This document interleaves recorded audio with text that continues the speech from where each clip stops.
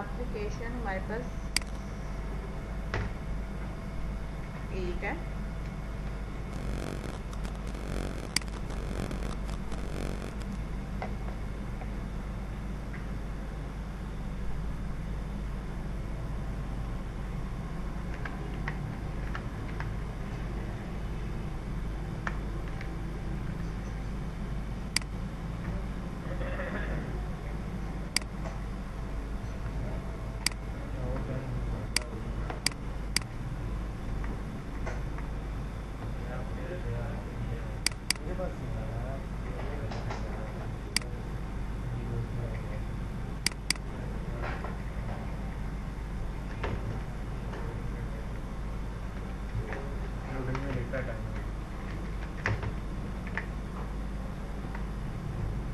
अच्छा देखो मेरे पास यहाँ पे मैंने कहा था 3/3 का बनाना है, ठीक है। मेरे पास जो है वो 3/3 का बनना चाहिए, ठीक है ना।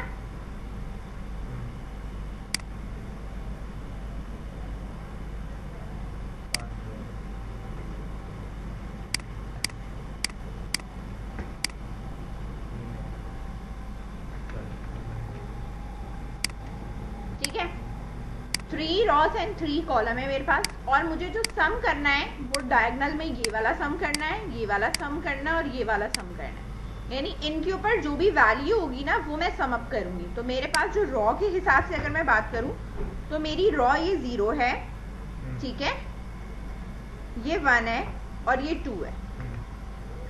इसी तरीके से मेरे पास कॉलम में भी ये 0 है, ठीक है, ये 1 है और ये मेरे पास क्या है, 2 है, ठीक है, समझ गए।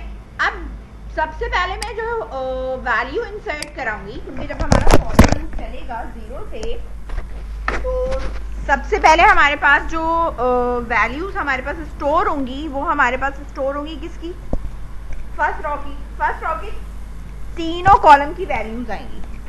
बात समझ में आ रही है। फिर सेकंड रॉ के तीनों कॉलम की वैल्यूज हम इंसर्ट कराएंगे, फिर थर्ड की हम कराएंगे। लेट्स सपोज अगर हम यहाँ पे कुछ भी इंसर्ट करा रहे हैं, 1, लेट्स सपोज 2, ठीक है, या 4, ठीक है। इसके बाद आ जाओ यहाँ पे 5, इसके बाद यहाँ पे हम कर देते हैं 11, 9, ठीक है, 3, कोई भी नंबर आप आगे पीछे करके आप ले सकते हो, ठीक है, 7, और यहाँ पे मैंने लिख दिया 6। अब मेरे पास सम करने के लिए क्या बचा है, 1, 11 एंड 6। तो जब मैं 1 + 11 + 6 करूंगी तो मेरे पास कोई ना कोई वैल्यू तो आएगी। मुझे क्या करना है, कोई ना कोई वैल्यू लेके आनी है। तो मैं इस सेल को अगर इक्वल करती हूं, ठीक है, कि भाई 1, 11 और 6 को ऐड कराओ, तो सम क्या आ रहा है मेरे पास, 18 आ रहा है। बात समझ गए। यानी मुझे 1 को, 11 को और 6 को सम अप कराना था। तो मेरा जो रिजल्ट आया वो क्या आया, 18 आया। सही है, बात समझ में आ रही है। तो डायगोनल वैल्यू कुछ भी यहाँ पे इंसर्ट हो रही होगी वो ही सम अप होगा।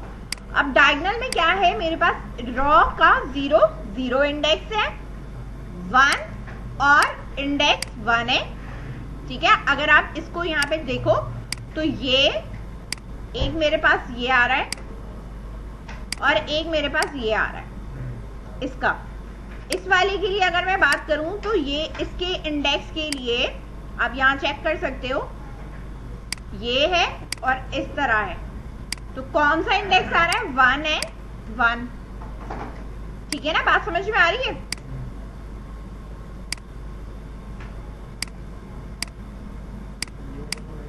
इसके इंडेक्स क्या है, 1 है, 1। अब इस वाले का इंडेक्स अगर मैं देखूं, इस वाले का इंडेक्स है, तो इस वाले का जो मेरे पास इंडेक्स आ रहा है अगेन वो है 2, और अगेन मेरे पास क्या आ रहा है, 2।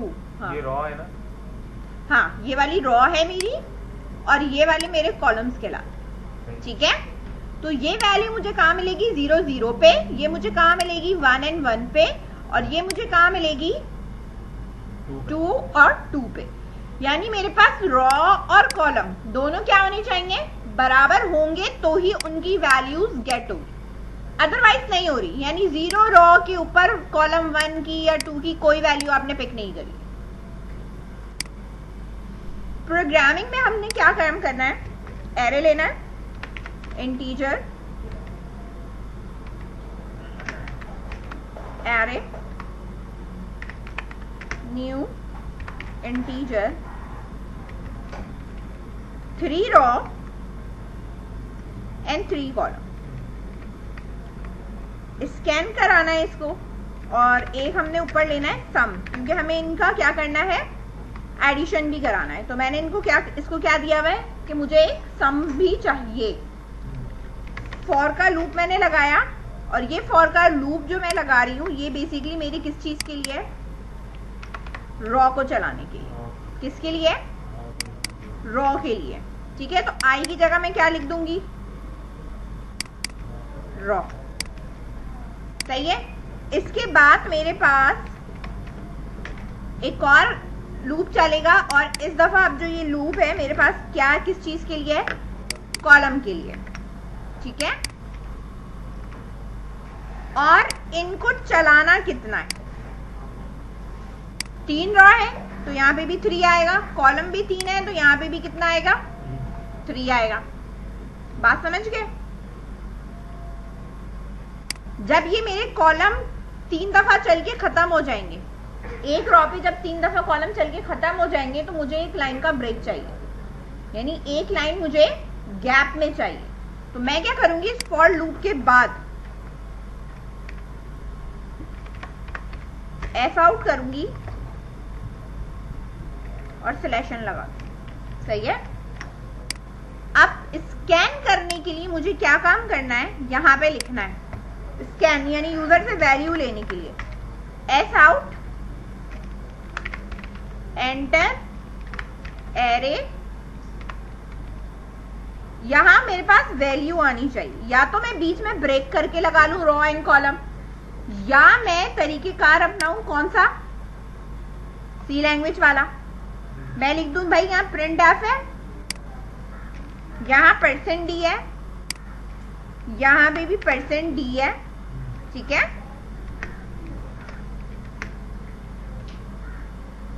एक में मेरे पास रॉ आएगा, दूसरा मेरे पास क्या आएगा, कॉलम आएगा।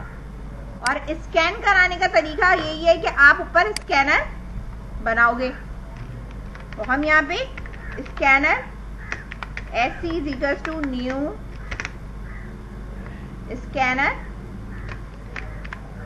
सिस्टम डॉट इन करके हम बना लेंगे।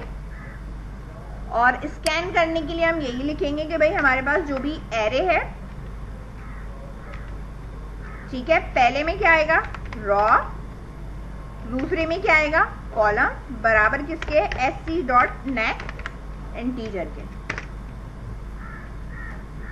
ठीक है। इस रॉ के जो होगा वो इंडेक्स में होगा ना, इंडेक्स वाली लाइन होगी रॉ वाली, हाँ, और कॉलम वाली जो होगी वो हम इनपुट देंगे, वो रॉ हमारा ये बता रहा है, ये कॉलम हमारे पास है 0 1 2, वो इससे चेक करेगा कि जो पहली वैल्यू आई है वो 0 0 पे रखनी है, जो दूसरी वैल्यू आई है वो 0 1 पे रखनी है इंडेक्स पे, और जो तीसरी वैल्यू यूजर ने दी होगी कॉलम की वो किस पे रखनी है, 0 2 पे रखनी है। जैसे ही मैं ये 3 वैल्यू दूंगी, ठीक है, मेरे पास ये फॉर का लूप एग्जिट कर जाएगा, लाइन चेंज होगी और आई मेरे पास यानी रॉ मेरे पास इंक्रीज हो जाएगी। अब मेरे पास रॉ क्या हो जाएगी, 1 हो जाएगी। अब जो मैं 3 वैल्यू दूंगी वो इन इंडेक्सेस पे सेट होंगी। जैसे ही ये 3 वैल्यू पास करूंगी मेरे पास आई की वैल्यू इंक्रीज कर जाएगी, क्योंकि इनर फॉर लूप मेरे पास खत्म हो जाएगा। फिर जब मेरे पास आई की वैल्यू 2 हो जाएगी तो फिर मुझे ये 3 दफा चलाना पड़ेगा।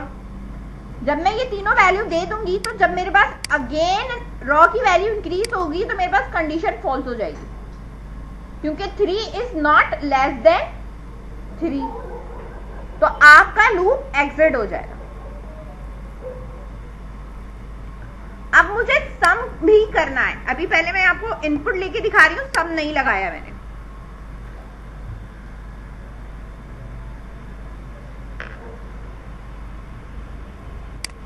पूछ रहा है 0 0 पे 1 12 3। अब एक लाइन का गैप आया। अब ये सेकंड पूछ रहा है 5 11 7। ठीक है, अब ये तीसरी रॉ के लिए पूछ रहा है 8 15 एंड 2। ले लिया इसने। सम मैंने कराया नहीं है इसलिए इसने डिस्प्ले भी नहीं किया। बात समझ में आई? 0 0 का इनपुट लिया इसने, 0 1 का लिया, 0 2 का लिया। जो मैं आपसे यही कह रही थी ना, पहली रॉ में आएंगे तो पहले 0 0 का लेगा, फिर 0 1 का लेगा, फिर 0 2 का लेगा। लिया? ठीक है। इसी तरीके से 1 जब ये खत्म हो जाएगा फिर ये 1 0 का लेगा, 1 1 का लेगा और 1 2 का लेगा। ठीक है। और तीसरी रो के ऊपर फिर यही मैंने कहा था कि 2 0 का लेगा, फिर 2 1 का लेगा और 2 2 का इनपुट लेगा। और इसने ये सारे इनपुट ले लिए। सही है। अब मुझे जो ऐड कराना है, 0 0 को ऐड कराना है, 1 1 को ऐड कराना है और 2 2 को ऐड कराना है। ठीक है, जो सेम है। अब सेम के लिए मैं यहीं पे कंडीशन बनाऊंगी, इसी रॉ के अंदर ही कंडीशन बनाऊंगी, रॉ और कॉलम के अंदर बनाऊंगी मैं। देखो, अगर मैं सिर्फ रॉ में बनाऊंगी तो मेरे पास कॉलम की कंडीशन फिक्स नहीं होगी।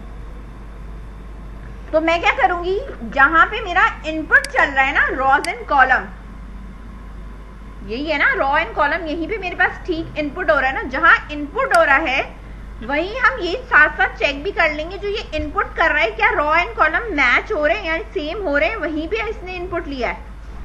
यानी मैं इसको प्लेस कर दूंगी इसके ऊपर, फिर मैं चेक करूंगी क्या इसका कॉलम का इंडेक्स 0 0 है, तो इसको सम में डाल दो।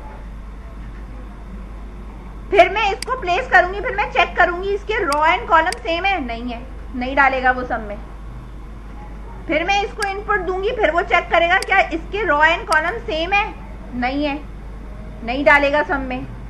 फिर वो नेक्स्ट लाइन में आएगा, नेक्स्ट लाइन में फिर वो चेक करे, इसको इस पे वैल्यू प्लेस कर दी उसने, फिर वो चेक करे जो वैल्यू प्लेस करी उसकी रॉ एंड कॉलम सेम है, नहीं है, नहीं डाला उसने सम में। फिर इसने इस वाले को प्लेस किया इस इंडेक्स पे, अब वो चेक कर रहा है कि रॉ एंड कॉलम सेम है, 1 and 1 सेम है।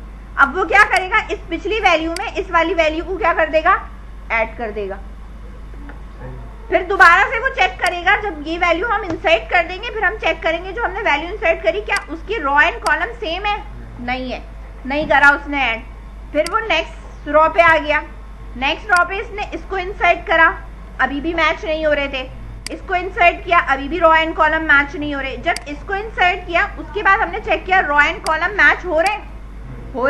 फिर उसने जो 1 और 11 का सम किया था, जो कि हमारे पास 12 हो चुका था, उस 12 में अब उसने 6 को ऐड करा। ठीक है, तो उसके बाद रिजल्ट क्या आया, एट दी एंड 18 आ गया। ठीक है, तो हमने यही लॉजिक यहां लगानी है, यहां पे लगानी है। अब यहां सिर्फ हम इफ की कंडीशन लगा रहे हैं चेक करने के लिए कि मेरे पास रॉ बराबर है कॉलम के। अगर कंडीशन ये एग्जैक्टली मैच होती है तो क्या करना है कि जो सम है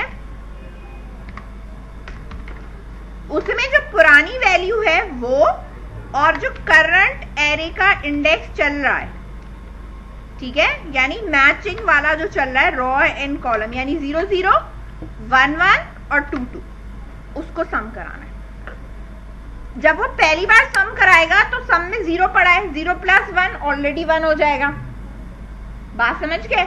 जब वो दोबारा सम कराएगा इधर तो सम प्लस ये वाला एरे का इंडेक्स यानी 1 + 11 12 हो जाएगा। जब वो इधर सम अप कराएगा तो वो 12 प्लस ये वाला इंडेक्स सम कराएगा तो आंसर क्या आएगा, 18 आएगा। यहां सम हो चुका होगा।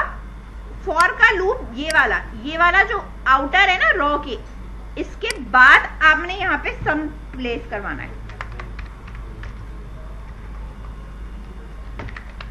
The sum of diagonal is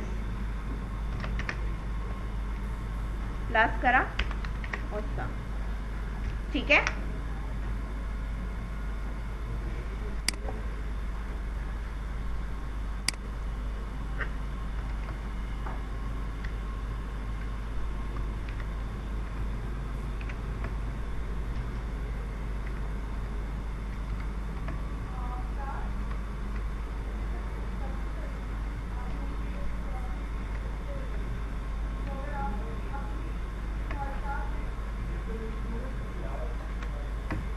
सही है।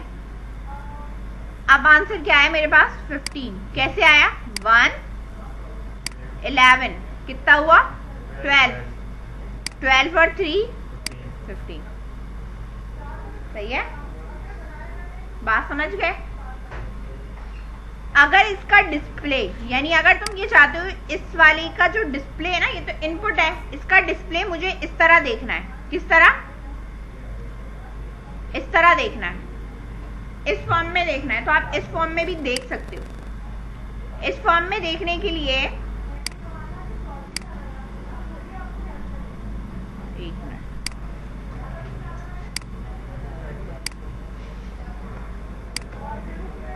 इस तरह देखने के लिए जहां ये आपके पास फॉर का लूप ये दोनों खत्म हो गए ना, अगर आपने देखना है तो। और अगर आपने डिस्प्ले नहीं देखना कोई मसला नहीं, क्योंकि हमें तो सम करना है, हमें डिस्प्ले से क्या मैटर, हमें पता है कि वो अभी सीधा दिख रहा है, यूं करेंगे तो वैसे दिखाई देगा। इसके ऊपर फॉर का लूप चलाओगे, ये 3 दफा चलेगा, वही रॉ एंड कॉलम के कॉन्सेप्ट से। ये जे है, ये भी 3 दफा चलेगा, यानी आई रॉ के लिए काम कर रहा होगा, जे जो है वो तुम्हारे लिए कॉलम का काम कर रहा है। और डिस्प्ले कराने के लिए आप यहाँ पे एस आउट रखोगे और यहाँ हमने लिखा एरे। आई जो है वो हमारा किस चीज के लिए था? रॉ के लिए। और जे हमारे पास किस चीज के लिए था? कॉलम के लिए। प्लस करा, स्लैश टी करा, ये यहाँ से एलन हट जाएगा, सही है। और इस फॉर लूप के बाद हमारे पास एस आउट आएगा, ठीक है। बस ये सिर्फ डिस्प्ले कराने के लिए, ठीक है, उस तरह डिस्प्ले कराने के लिए जैसा एक्सेल की शीट में आपको नजर आ रहा है। दिखा देती हूँ मैं। 1 2 3 4 5 6 7 8 9 आ रहा है ना? 1 2 3 4 5 6 7 8 9 डायगोनल में 15 आ रहे। 1 5 9 कितने हुए? 6 9 15, ठीक है। हाँ, ये डिस्प्ले नहीं करवाना, मर्जी है भाई, करवाना है करवा। यहां तुम्हें यूं करके देखना पड़ रहा है, यहाँ पे तुम्हें देखना पड़ रहा है इस तरह। यहाँ पे जो तुम्हारा डिस्प्ले, अगर मैं डिस्प्ले नहीं करवाती ना ये वाला, तो तुम यहाँ से देखोगे अच्छा ये 1 था, अच्छा ये 5 था और ये 9 था। इस तरह तुम्हें देखना पड़ रहा है। लेकिन अगर तुम इधर देखोगे तो जल्दी से क्विकली आंसर दे दोगे, सही है।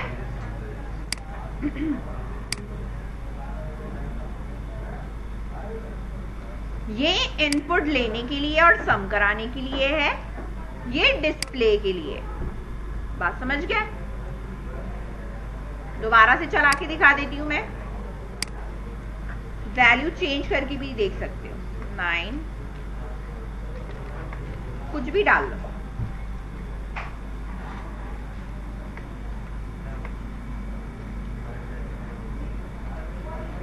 परसेंट डायगोनल जो हम दे रहे हैं वो इसके लिए दे रहे हैं, इंडेक्स के लिए दे रहे हैं। क्या चीज? परसेंट। हाँ, ये जो प्रिंट आ रहा है ना %d, ये इसकी वजह से आ रहा है, ठीक है। अब देखो 9 है, 78 है, 99 है। आंसर हमारे पास ये आ रहा है। समझ गए? यहां तक कोई इशू?